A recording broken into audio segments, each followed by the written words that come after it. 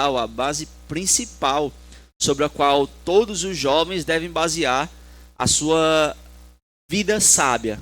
Como é que é ser sábio? Em primeiro lugar, é ter essa base muito bem estabelecida, e essa base se chama Bíblia Sagrada.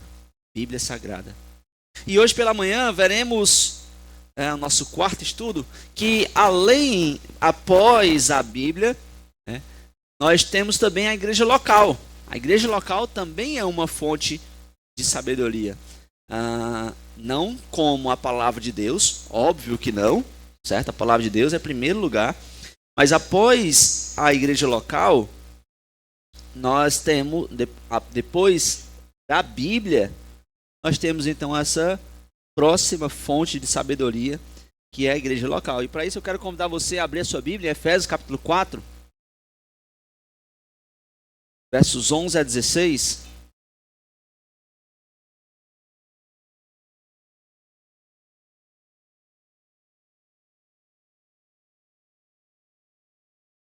Se você for achando, se põe de pé, para que façamos a leitura pública da palavra de Deus.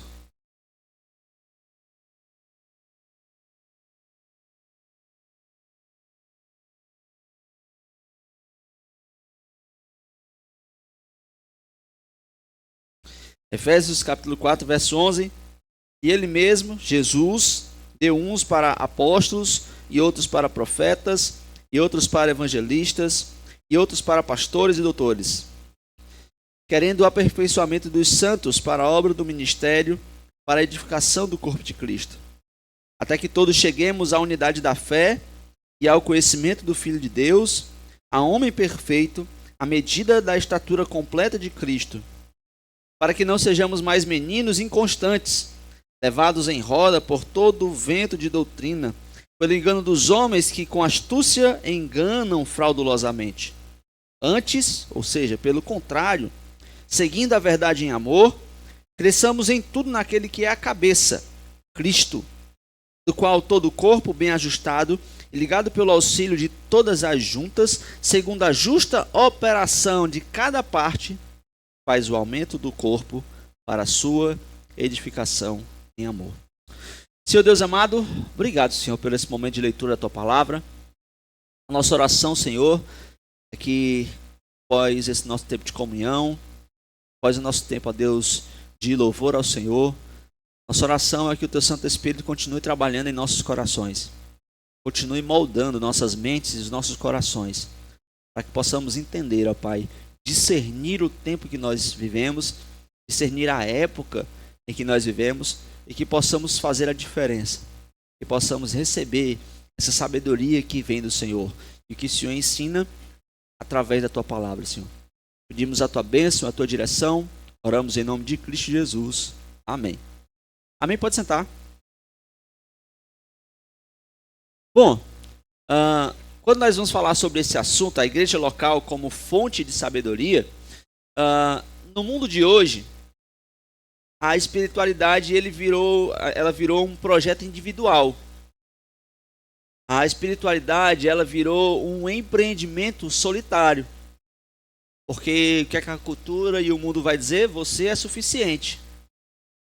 Siga a sua verdade. O importante é a sua opinião. Você e Deus basta.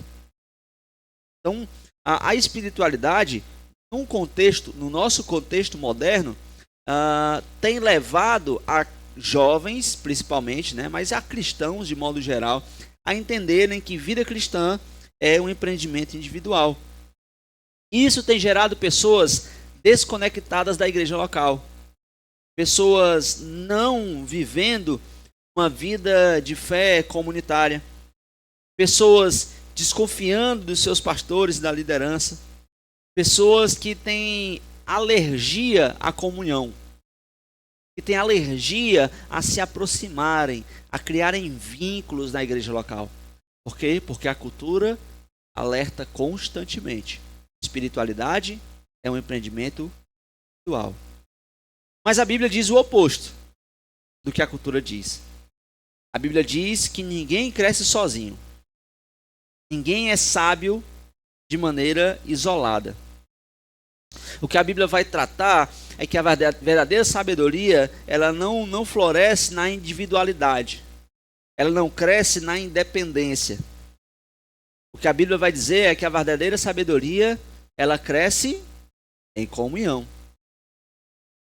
Por isso, posso dizer de maneira muito clara que você precisa da igreja. Não como um evento dominical, não como uma programação dominical a qual você comparece uma vez na semana. Não. Você precisa da igreja local como um corpo vivo e ativo. É na igreja local onde Deus distribui os dons. É na igreja local onde Deus usa pessoas para corrigirem os seus erros. É na igreja local onde Ele usa a palavra de Deus para moldar os seus corações, para formar o seu caráter. É na igreja local que esse organismo vivo, onde nós crescemos e caminhamos na igreja local. Crescemos e caminhamos na caminhada cristã. E por isso é que a igreja local não é um extra na vida cristã. Não é algo opcional. Se é bom, você vai para a igreja, você congrega, você cria um vínculo. Não. A igreja local é um laboratório onde a sabedoria de Deus se encarna, onde a sabedoria de Deus é testada, e onde a sabedoria de Deus também é cultivada. Então, é por esse fator que nós precisamos estudar um pouco sobre isso. Além de entendermos que a palavra de Deus é a base, é o crucial, é o essencial, mas não é apenas isso. Também existem outros elementos, outros ambientes que servem também como formadores de caráter, como instrumentos de sabedoria. Então, elas não estão em pé de igualdade, elas não estão no mesmo nível. A igreja local ela está em um nível acima, deixando assim a palavra de Deus como a mais importante. Mas para que possamos entender isso, nós precisamos entender algumas coisas. E a primeira delas, é aquilo que eu tratei aqui superficialmente, que a sabedoria cristã não é um projeto individual, é um projeto comunitário, eclesiástico. A sabedoria é algo para vivermos com pessoas. Porque, como eu disse, a cultura moderna vai vender uma ideia de autonomia. Se você for uma pessoa independente, isso é uma virtude. Se você é uma pessoa autônoma, isso é uma virtude. Se você faz o que você quer, logo você é alguém superior. Se você cria a sua verdade, você se torna alguém superior. Se você não depende de ninguém, você é superior. O mundo vai criar essa ideia e nos colocar nesse ambiente e essas ideias, esses conceitos acabam que ganhando espaço em nossas mentes. Pessoas independentes fazem o que querem, seguem a sua própria verdade, que não dependem de ninguém. Essas pessoas são os ídolos dessa geração. Mas Efésios 4, 11 a 16 mostra que Deus estabeleceu um padrão totalmente oposto. O que ele fez? Ele deu uma liderança eclesiástica. Ele deu os pastores, mestres, como essa liderança local, essa liderança eclesiástica, para que os cristãos sejam amadurecidos. É o que ele diz no verso 13, ou verso 12. Ele faz isso querendo o aperfeiçoamento dos santos para a obra do ministério, para a edificação do corpo de Cristo. Se Deus coloca essa liderança, se Deus coloca essa estrutura, esses pastores, para amadurecer, para aperfeiçoar, para tratar, para fazer com que os cristãos trabalhem, é porque eles não podem fazer isso sozinhos. É porque o crente não consegue fazer isso sozinho.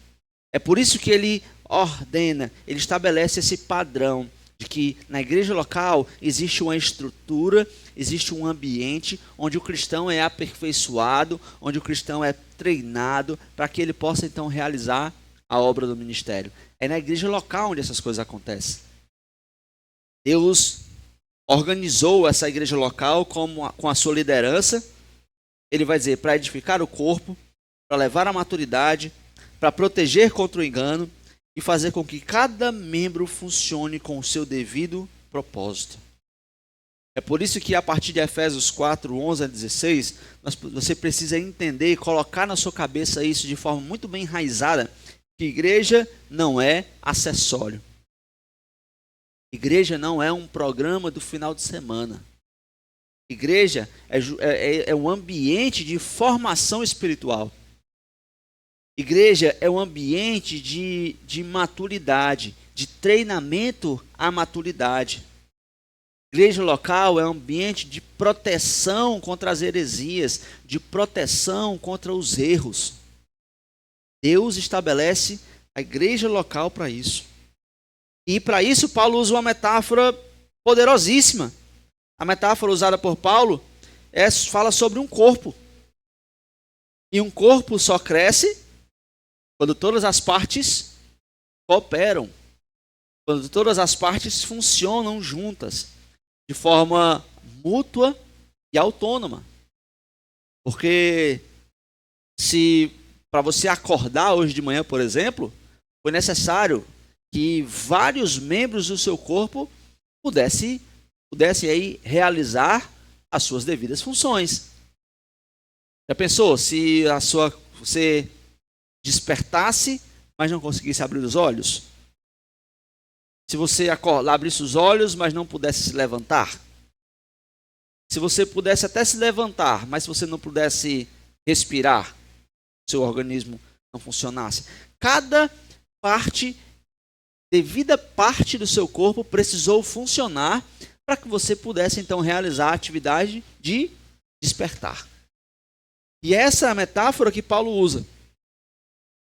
A igreja é um corpo. Cada parte precisa funcionar dentro de forma mútua, mas também de forma autônoma. Cada um faz o seu papel, a sua função, mas todos realizam de acordo com um propósito, para uma finalidade. Por isso, se você vive uma fé de forma isolada, você está se sabotando espiritualmente. Sabe quem mais perde quem não vive a vida de igreja? Quem não vive a vida de igreja. Essa pessoa que mais perde. Porque Deus não vai usar irmãos maduros para lhe passar conselhos de sabedoria. Deus não vai usar a liderança da igreja para lhe dar sábios conselhos. Deus não vai usar o pastor da igreja para orar por você, para lhe aconselhar. Você não vai ser ensinado, você não vai ser corrigido. Quem mais perde por não viver uma vida de igreja é quem não vive uma vida de igreja. Não, pastor, mas eu consigo. A questão é só bons conselhos, bons ensinamentos? Eu consigo ler bons livros. Mas, amado, a sabedoria não está apenas nos livros, nos vídeos ou nos seus próprios devocionais. A sabedoria de Deus, ela não é aprendida apenas de forma intelectual. A sabedoria, ela é vivenciada. A sabedoria, ela é experimentada com pessoas piedosas, com experiências de pessoas que já passaram pelas mesmas lutas que vocês passaram, que estão a alguns passos adiante de vocês e que podem, em amor, dizer: siga esse caminho. Não vá por esse caminho, porque eu já fiz isso e deu errado. A sabedoria de Deus, ela está nessa vida piedosa. Porque Deus planejou que cada parte da sua maturidade espiritual vinha das mãos de outros crentes. Esse foi o ideal de Deus, a estrutura que Deus estabeleceu para nós, para que possamos ter essa convicção que a sabedoria é um projeto comunitário. Deus estabeleceu isso. Você só será sábio quando você viver uma vida de igreja. Quando você deixar com que pessoas participem de sua vida e também você participe da vida de outras pessoas. Não como metido, mas como alguém que se importa. Não como alguém chato, mas como alguém interessado. Você se importar, você orar, você buscar o bem, querer o bem, tanto que você se envolve, que você chora nas dores, que você se alegra nas lutas. É essa a maneira que Deus estabeleceu para que você possa viver uma vida de sabedoria.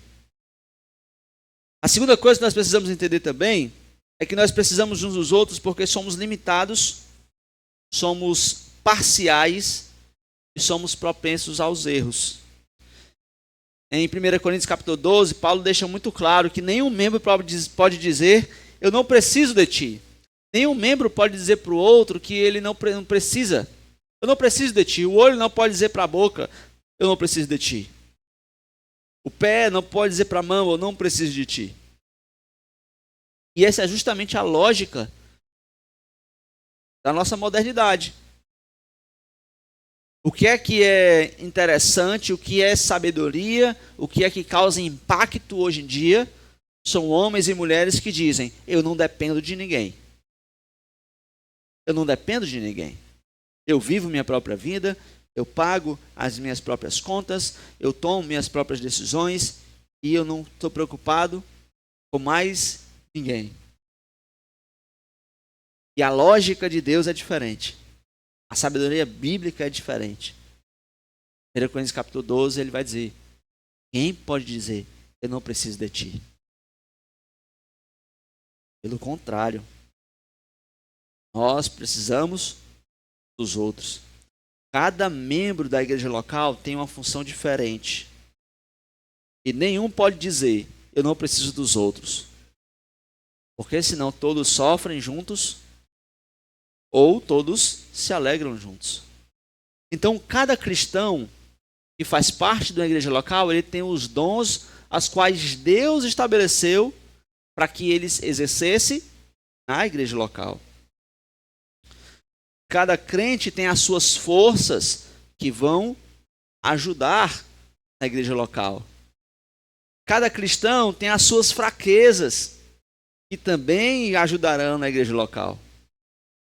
E é justamente aqui, no corpo de Cristo, na igreja local, onde Cristo se manifesta de maneira plena. É aqui onde essas coisas acontecem. Então, eu não posso dizer que eu não preciso de vocês, de você em específico. Não, pelo contrário, eu preciso. O que eu mais tenho convicção é que se você está aqui, nessa igreja local, é porque você tem um dom específico e um dom necessário para que a nossa igreja caminhe de maneira mais organizada. Para que a nossa igreja possa avançar de maneira mais eficiente. Deus trouxe você para cá? Se sim, você tem alguma coisa para servir. Você tem alguma coisa com a qual cooperar. Deus trouxe você para cá justamente para que você pudesse exercer esse dom. Você tem alguma força que vai ajudar-nos em nossos propósitos. Você também tem alguma fraqueza que vai ajudar-nos em nossos propósitos. Para que possamos exercer a misericórdia. Porque é na igreja local onde dizemos, nós precisamos uns dos outros. E Provérbios 13:20 amplia esse princípio. Provérbios 13:20 vai dizer que quem anda com os sábios se torna sábio, mas quem anda com tolos se destrói. Abra sua Bíblia, Provérbios 13:20. Alguém lê, por favor, de forma bem alta aí para mim, por favor.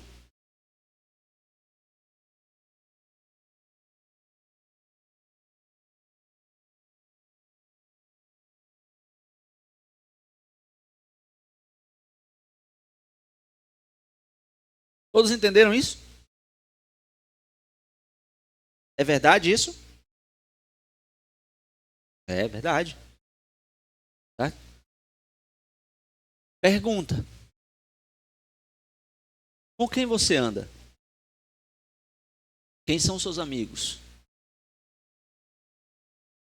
Deve ser uma pergunta óbvia após ler Provérbios 13:20. Quem são as pessoas que exercem influência na sua vida? Aonde você se sente confortável? É na igreja local? É na escola? É na rua? É nos amigos? Na academia? Nos esportes? Onde é que você se sente? Quem são os amigos mais próximos? Com quem você anda? Porque o que o Provérbios 13:20 está estabelecendo é que o seu círculo espiritual ou vai moldar a sua sabedoria, ou o seu círculo espiritual vai moldar a sua ruína. Se você andar com pessoas sábias, você será sábio. Se você andar com pessoas tolas, você será tolo. Quem foi que disse? Vamos lá, perguntinha. Quem foi que disse que jovem precisa andar com outros jovens? Quem foi que disse isso? Eu sei quem foi que disse isso. O diabo. Jovens precisam andar com pessoas maduras. Jovens precisam andar com homens que eles possam olhar e admirar, que eles possam olhar e importar os princípios da vida desses homens para as suas vidas. Hoje é que criou-se essa ideia de que não, você é jovem, você precisa andar com outros jovens. Eu sei que é importante ter a amizade, a comunhão. Tanto é que nós temos aqui a mocidade, um momento onde nós interagimos com os jovens que têm um linguajar diferente, uma postura diferente. Espera aí, mas são jovens que influenciam sua vida. Se você é um jovem e outro jovem influencia sua vida, você está completamente equivocado. Você precisa de pessoas que pensam diferente de você.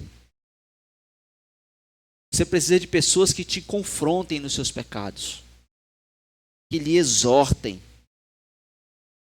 que te perdoem, que possam te corrigir, te desafiar. Você precisa de pessoas maduras o suficiente para que vocês possam caminhar juntos e você possa adquirir essa sabedoria. Se você vive fora da igreja, você só vai viver em bolhas de pessoas que pensam igual a você, com os mesmos gostos, com os mesmos interesses, mesmo tudo. Se alguém pensar diferente, já é expulso daquela bolha. Porque o que nós temos hoje é isso. Pessoas unidas em torno dos mesmos interesses. Ninguém se corrige, ninguém se exorta, ninguém se desafia. Mas é só na igreja local onde nós temos apenas uma coisa em comum.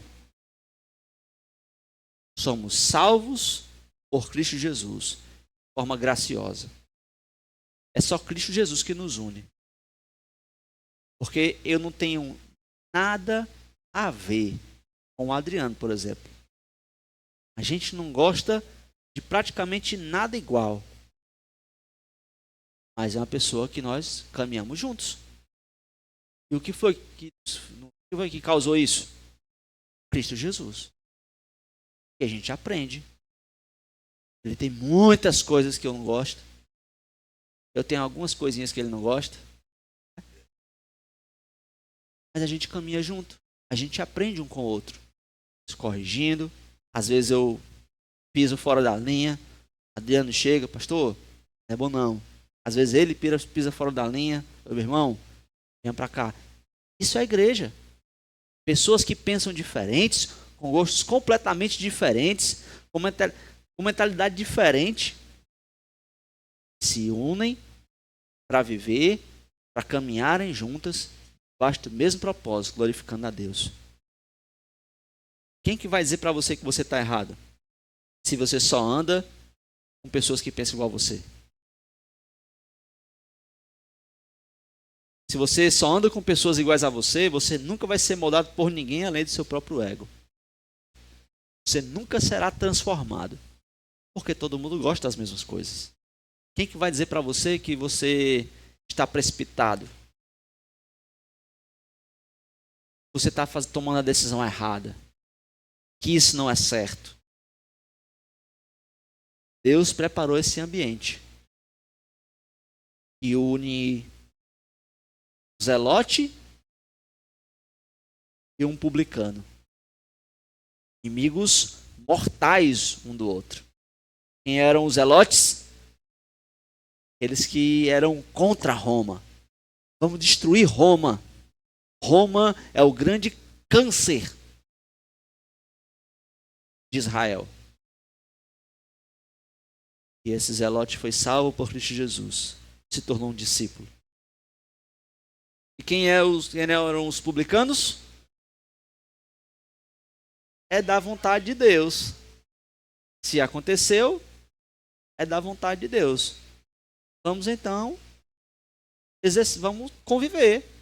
Eu vou trabalhar para os romanos.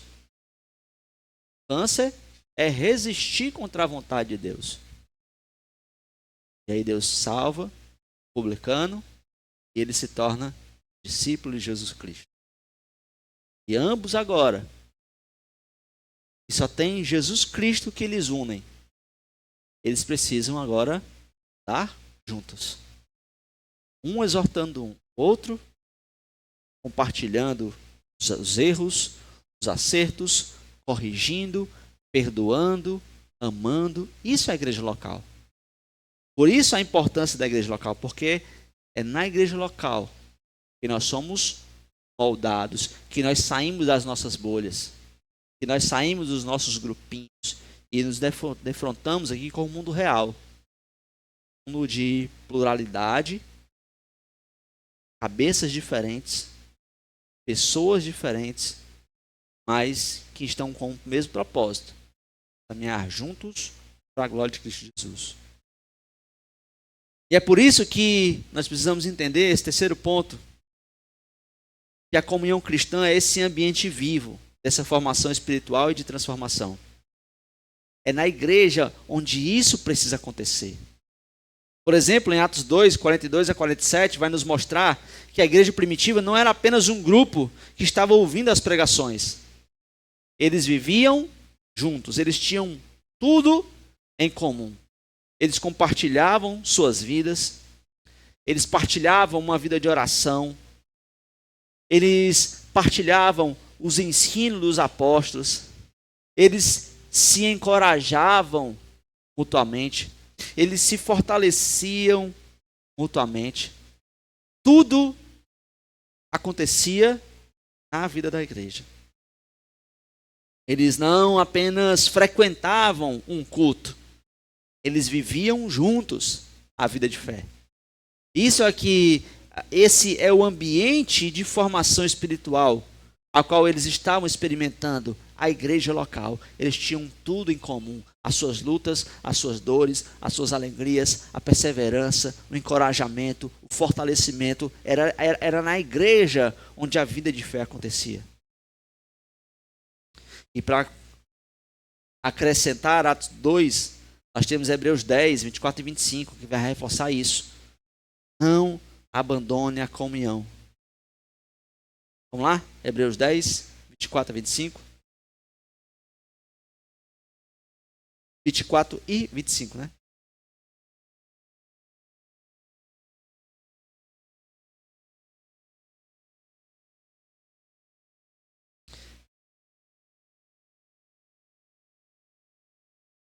E consideremos-nos uns aos outros para nos estimularmos ao amor e às boas obras, não deixando a nossa mútua congregação, como é costume de alguns, antes admoestando-nos uns aos outros, tanto mais quanto vedes que se vai aproximando aquele dia. Hebreus 10 reforça isso: não abandonem a comunhão. Por quê? Porque é através da comunhão que nós somos lembrados do Evangelho, que somos encorajados ao amor e que somos fortalecidos contra o esfriamento. É por isso que não é apenas nos livros que nós encontramos sabedoria. Não é somente nos vídeos, nos vídeos de pregações, nos podcasts que nós encontramos essa sabedoria. Nós encontramos sabedoria na palavra de Deus, principalmente. Também encontramos sabedoria no convívio com outros pecadores. Com outros pecadores redimidos. É no convívio com outros pecadores que têm o mesmo propósito. A glória de Cristo. Não é com os pecadores não arrependidos. Não, não são esses. A vida de sabedoria, ela também acontece nisso. Você é transformado quando você vive uma vida de igreja. Sabe aquele irmão difícil de amar? Sei que você pensou num irmão agora. E a maioria pensou num só. Mas esse irmão é essencial na sua vida de fé. Quando eu tenho um irmão que dá trabalho, e problema, e fico querendo perder a paciência, aí eu me lembro dessa verdade bíblica, respiro fundo. Senhor, o que o Senhor quer me ensinar com isso? O que o Senhor quer me ensinar? Porque é difícil. É difícil viver esse princípio de que Deus age na igreja local. Deus opera na igreja local. Porque muitas das vezes os jovens entendem que existe o acaso. Por um acaso, esse irmão está aqui. E por um acaso é que eu estou passando isso.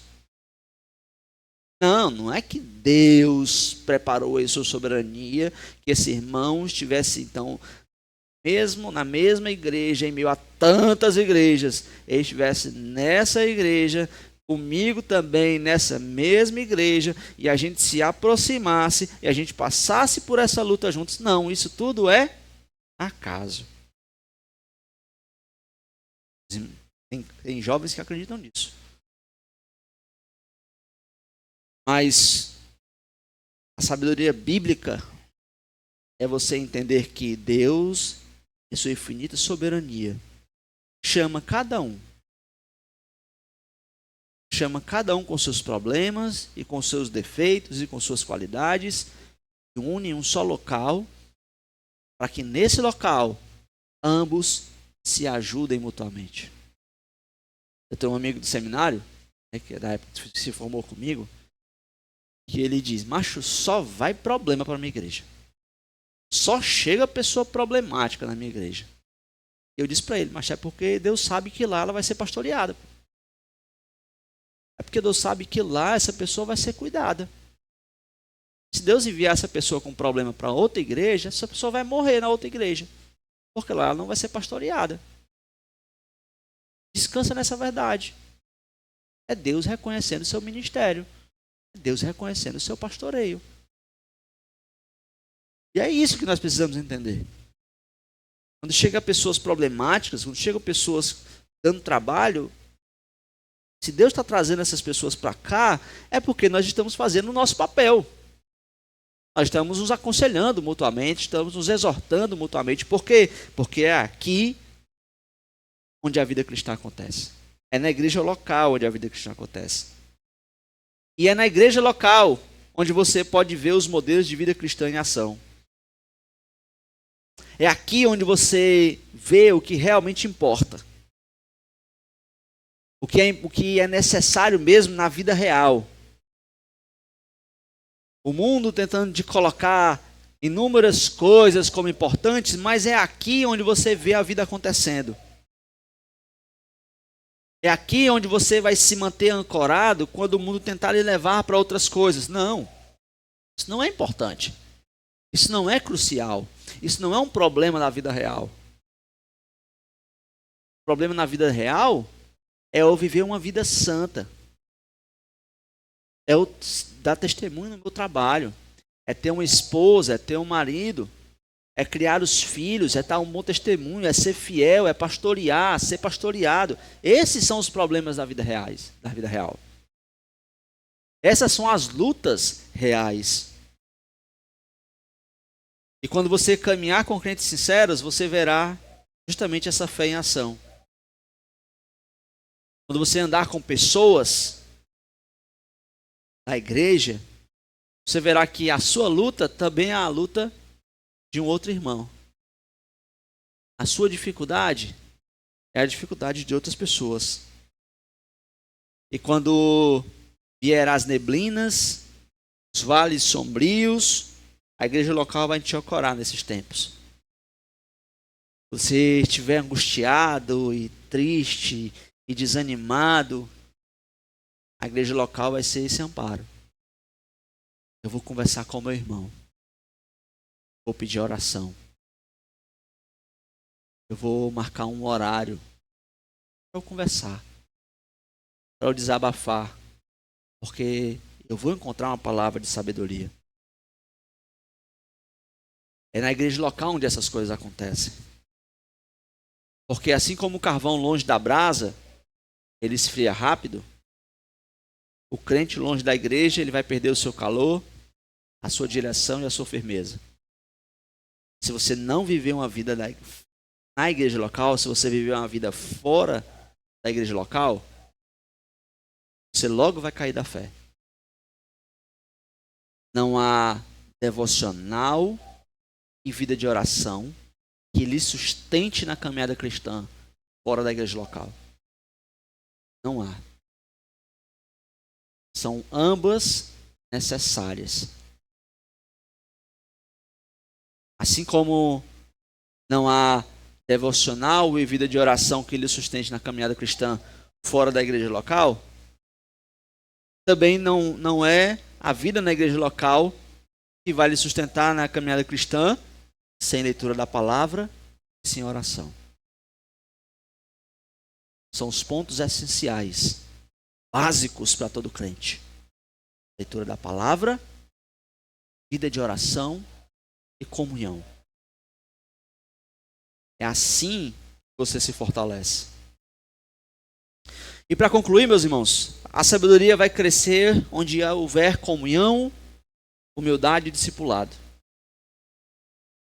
Entenda isso, jovem. Você não foi feito para andar sozinho. Você não foi feito para caminhar uma jornada sozinha. Sua fé não foi desenhada para ser uma fé autônoma. Você não é um autodidata no que diz respeito à sabedoria. Você não é um autodidata no que diz respeito a ser sábio. Você não é autossuficiente no que diz respeito a crescer na caminhada cristã. Deus, em sua soberania, Ele plantou você na igreja local. Nessa igreja local. Para que aqui você possa florescer. E é justamente na igreja local que Ele vai te dar pastores para lhe aconselhar. É na igreja local que Ele vai lhe dar amigos espirituais que vão lhe aproximar para mais perto de Deus. É na igreja local que Ele vai te dar irmãos mais velhos, onde podem passar experiência. É na igreja onde Ele vai lhe dar pessoas que falam verdades difíceis. Verdades que nenhum amigo fora da igreja lhe diz. É na igreja que Ele vai te dar essa oportunidade de falar coisas que você não quer escutar. E Deus faz isso porque Ele te ama demais para deixar você sozinho com seus próprios achismos. A nossa igreja é perfeita? De maneira nenhuma. Nós somos imperfeitos. Nós temos os nossos problemas. Nós temos as nossas dificuldades. Mas a nossa igreja é a noiva de Cristo? Sim. Nossa igreja é a casa da graça, onde a graça de Deus se manifesta, mesmo com nossas imperfeições. Nossa igreja, a igreja local, é a oficina onde a sabedoria na sua vida vai ser lapidada com suor, lágrima, confronto e amor. É na igreja local, imperfeita, onde a sua vida será lapidada, trabalhada, para que você seja conformado à imagem de Cristo. Por isso, ouça.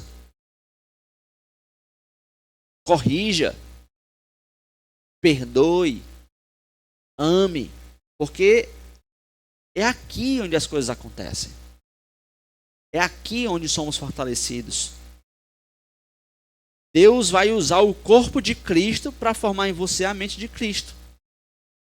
Deus vai usar o seu serviço na igreja local, a comunhão na igreja local, você partilhar a sua vida aqui, para que a sua mente seja trabalhada, para que a sua mente seja fortalecida, para que o seu caráter seja moldado.